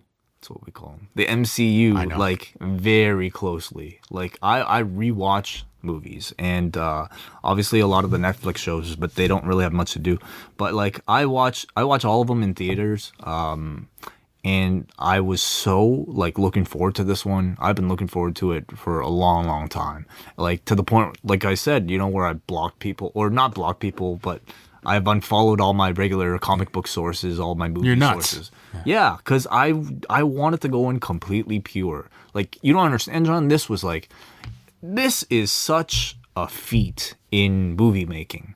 Like, the idea that somebody made a plan, or at least at some point evolved their plan to go from one movie and create this narrative that extends for... This is like a 10-year payoff for between them, like for Marvel. 19 movies. Yeah. Dude, like, wrestling doesn't last that long. You know, we're lucky if we get a year-long storyline. This was like something that extends... And like that long and involving however many characters and however many actors, and they fucking nailed it, man. Like, this was the I mean, okay, we're gonna get into spoilers. Okay, who were the characters? Give me like your 3 characters that you thought were presented best and that had the biggest impact in the movie for you. Obviously Thanos. Yeah, that's the obvious. Like, Thanos, this was Brock Lesnar at SummerSlam 2014, where they booked for heat. He just killed everybody. Yes, okay, sure. But I would say if Brock Lesnar's motivations were a bit more, I guess, developed and sympathetic, because like this, Brock Lesnar is Thanos, and it's really maybe some shortcomings on the Brock Lesnar character because could you imagine Brock Lesnar with the Infinity Gauntlet? if he had both title belts, I guess the belt really is he should have both. He had titles. 5 belts. The 6 or whatever. His leg wins the cruiserweight title. But this movie is really a Thanos movie. Like, he is the main character of this thing, and it's almost like you're following his quest to achieve his goal, and it's the Avengers who are the people trying to stop him from doing it. And yes, again, spoiler territory. He fucking accomplishes his goal, and at the end of the movie, it's a scene of him feeling completely satisfied that he has achieved his goal. And now he's got his complete full image. He's sitting in front of his farm, satisfied that half the universe is gone. And even like, I think to accentuate that at the end, did you stay for the end credits? Did I stay for the end credits? I don't know if you do that. Of course. You do that. Okay, anyway. So at the end of the credits, it says, instead of typically the Avengers will return, it says Thanos will return. And I think that just kind of underlines the fact that he is the main character of this particular movie. So Thanos, first of all. Secondly, Gamora, I thought played a very integral role. Yep. Certainly, I would say has a bigger role for this movie than, even the Guardians movies. Oh yeah, I'd definitely say so. Yeah, I mean, really, of course, she's the daughter of Thanos, and so I think she has the most intimate relationship with Thanos, and therefore, probably some of the most emotional scenes, involving her. Like when she died, when she like when she tried to get Peter to kill her before she could die. I'm trying to think. Number 3, I would say. Well, first of all, who are your top 2? Thanos was definitely number 1. I thought. I'll go the opposite. I thought the ones that were not as, because you're trying to balance out so many different characters that I felt that. I would say like Black Panther, I didn't think had like a huge role. Nope. Certainly not. He didn't really appear until the end, and I don't think this was a movie for him. Certainly, this wasn't a movie that was focusing on Steve Rogers at all. He had a very small role here. Yeah. That's probably something you'll see later on. Spider-Man had like a prominent role, but I wouldn't say an important role. No, not at all. No, like I think his big thing was the moment that he turned to ash at the end, and him like running into Robert Downey Jr.'s arms. Like, I thought that was like a gut punch for a lot of people. Everyone disintegrating at the end. Did you see someone had a photo of Shawn holding on to Ric Flair after he beat him at WrestleMania, and Ric's body is turning into the Fuck, I didn't see that. Oh man, it was just turning into dust. But I would say perhaps maybe my number 3, you know what I was expecting was, I thought after the opening scene where Hulk is decimated and he can't turn into Hulk, I thought that was the big climax at the end, was he would turn into Hulk. Yeah. I kind of like how they didn't deliver that. I liked how there was no comeback at the end. Oh, yeah. You went off, because my favorite, what I will remember most from this movie is right at the end, and you can see the screen is starting to dim, like the movie's over, and there was an audible like gasp, like there was a groan in the theater, like no, it can't end like this. Wow, really? I thought it was like this was a wicked way to end this. Well, I mean, the fact that this was split into 2 parts, I knew that this was going to be the villain winning. This had to be at The Empire Strikes Back in order to set up number 3. I will say my expectation is very high of how they're going to be able, like, I don't want to just see them be able to get control of these rocks and snap their fingers and everyone's brought back. Like, it better be something really satisfying because they're not killing off all these characters. I have enough trust in like the producers to like, I know a little bit about the production of like what's going on in number 4, and I won't talk about that for people who do care, but it looks really interesting. Like, it looks really interesting. A guy I went to high school with worked on like the production of this. Really? Doing what? In graphics. I don't know what his exact job was. He's like one of probably 20,000 people, but that's still pretty cool. But number 3, I felt like maybe it's a little bit of a toss-up, but I would say in terms of like character development and maybe I would say Doctor Strange, because like I don't know if you saw his solo movie. I haven't seen it. It was okay. Like, I think it's probably the weakest of of this current phase, because all the Phase 3 movies have been really strong. Like, I'm talking Black Panther, like Thor was pretty good in this. Civil War, Ragnarok. Oh, Thor was great too. Thor was really good. Yeah, Thor was awesome. He was very funny. Now, do you think that Loki and Gamora are gone? Do you think those are legitimate characters killed off? I guess or no? it's sort of like debated. Like, I think we can all assume that in the next movie they will reverse, the people turning into ash, because there's no way, obviously, Black Panther or Spider-Man are dying. But these are hundreds of millions of dollars of value in these characters. There's no way to... Some people are critical that they even killed them at all because it telegraphs that, hey, this isn't going to last, right? But I guess the question is, when the Avengers do reverse all the deaths, up until what point can they reverse?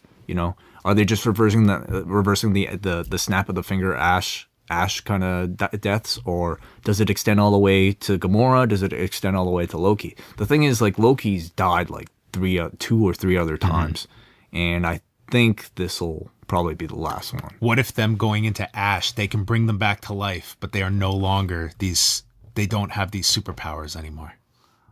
They'll never do that. Like what? So Peter Parker's just Peter? You've got to be, that's the story to tell.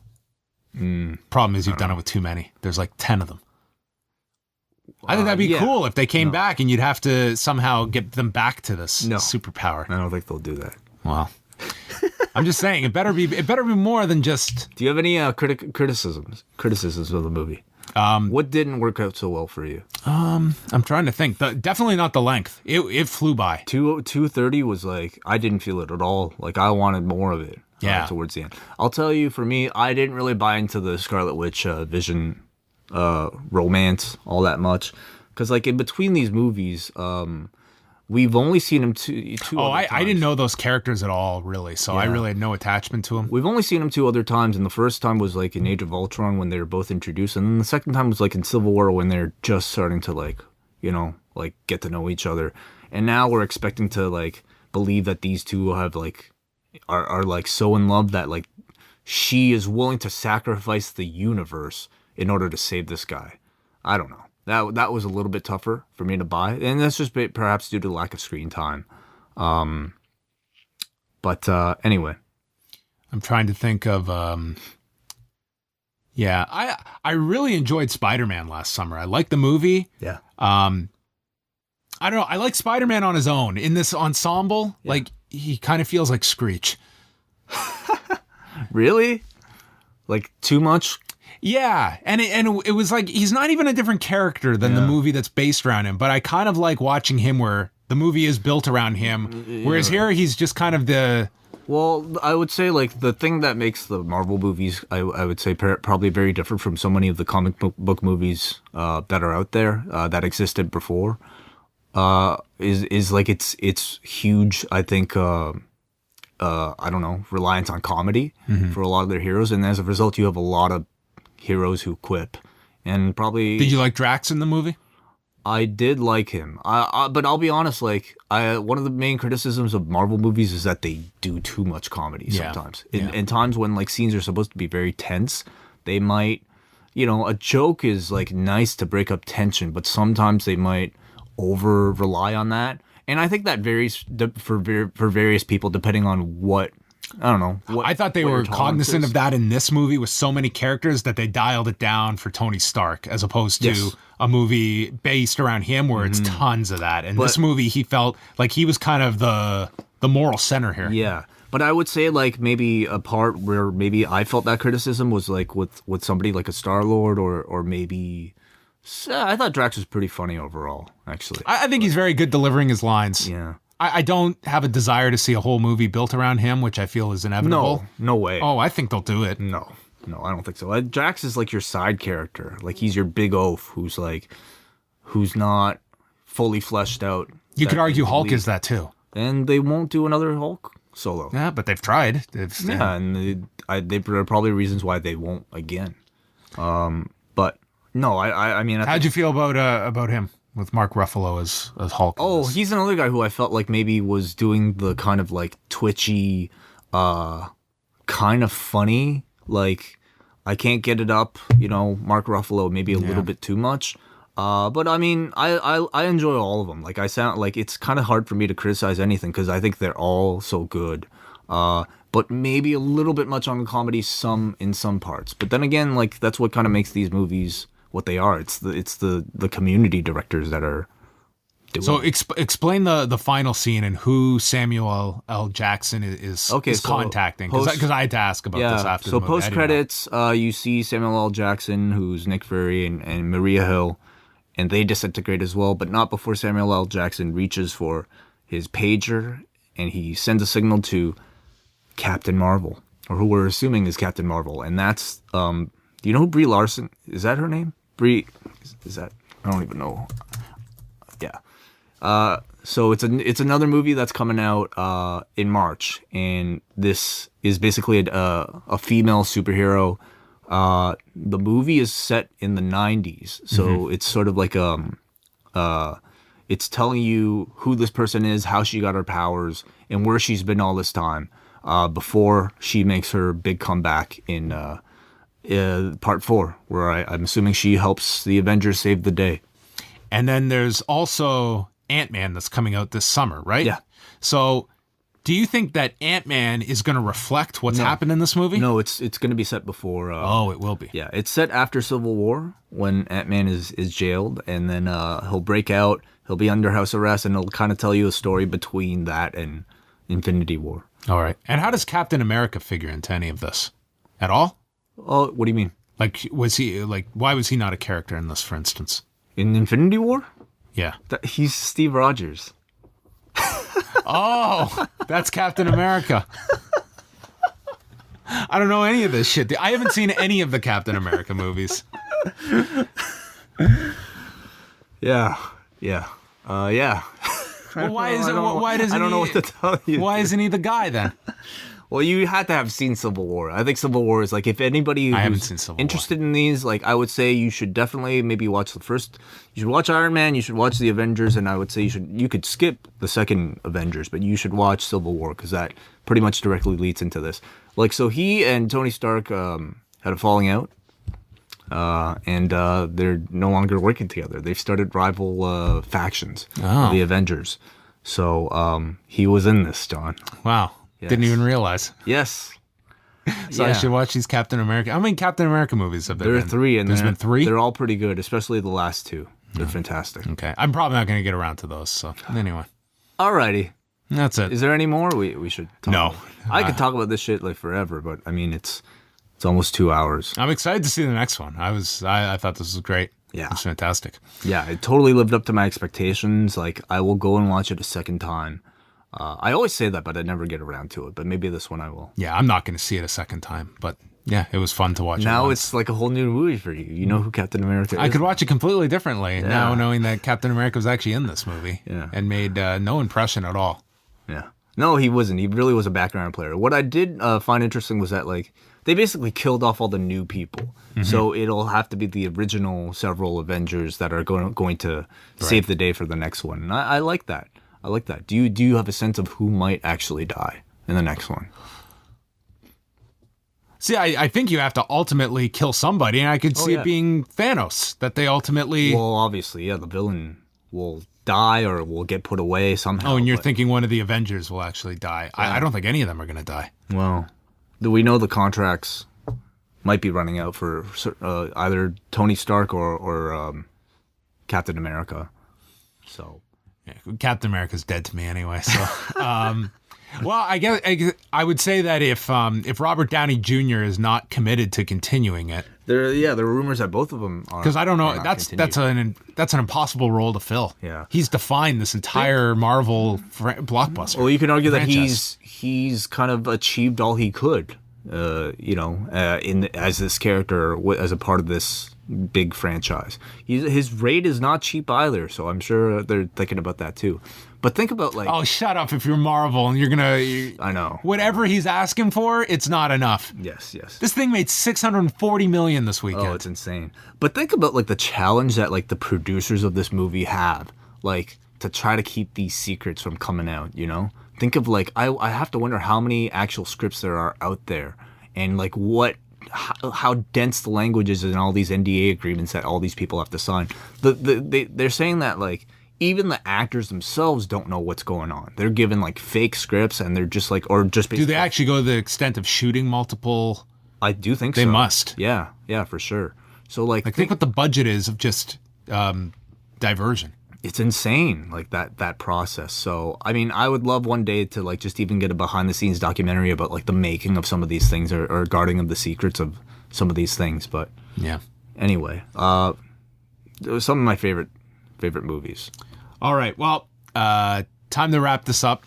We hope you have enjoyed, folks. I learned quite a few things about this movie after watching it just because of Way. Yeah. All right. We will be back Tuesday night, folks. Rewind to SmackDown, chatting SmackDown in Montreal. You are going to get fact-checked so hard. I feel you fact-checked me already, though. Yes, pretty much. Yeah. All right. Yeah. Give him a break, everybody. I'll block you. He spends all his time watching wrestling. Goodbye, folks.